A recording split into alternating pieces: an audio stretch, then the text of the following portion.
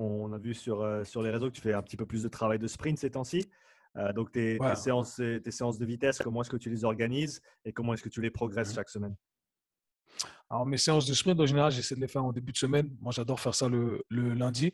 Et si j'ai la possibilité de le faire à l'extérieur quand il fait beau, ce qui est arrivé 3 fois cet été, eh ben, je le fais.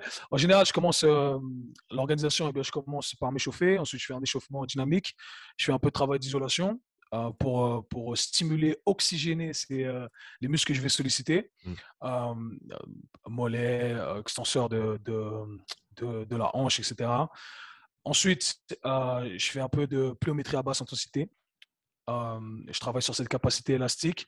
En général, je prends 5 minutes au total en travaillant sur ça, en rajoutant quelques drills de course. Mhm. Et ensuite, c'est là où je rentre du travail de sprint. Alors, si j'ai la possibilité de le faire 2 fois dans la semaine, il y a un jour où je vais m'attarder plus sur l'accélération. Donc, c'est là où je vais travailler sur 30 mètres, par exemple, euh, en essayant de garder une bonne technique, en essayant de pousser le plus fort possible. C'est là où je suis le moins compétent, moi, personnellement, Mhm. sur l'accélération. Donc, c'est ce que j'aimerais améliorer. Et ensuite, si j'ai la possibilité de le faire un deuxième jour, je vais essayer de rentrer du 100 mètres. Je vais essayer de courir sur 100 mètres. Ça dépend de la disponibilité de l'endroit où je vais être, 60 mètres à 100 mètres.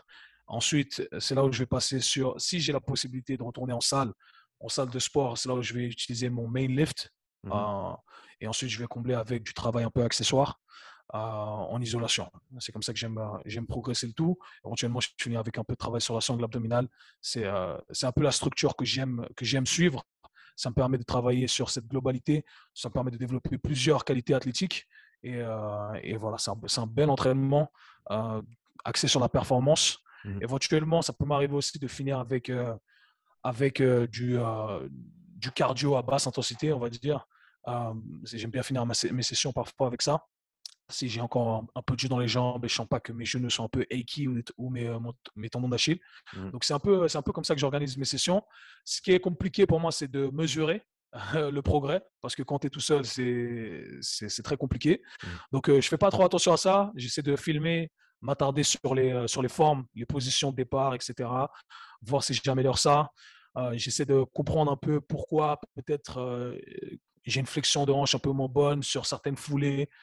J'essaie de comprendre un peu euh, si je suis plus limité au niveau de production de force sur une jambe plutôt qu'une autre jambe quand je regarde les vidéos. C'est un peu le seul travail d'analyse que je fais. J'ai skippé une partie. Après les sprints, j'aime bien faire des sauts aussi.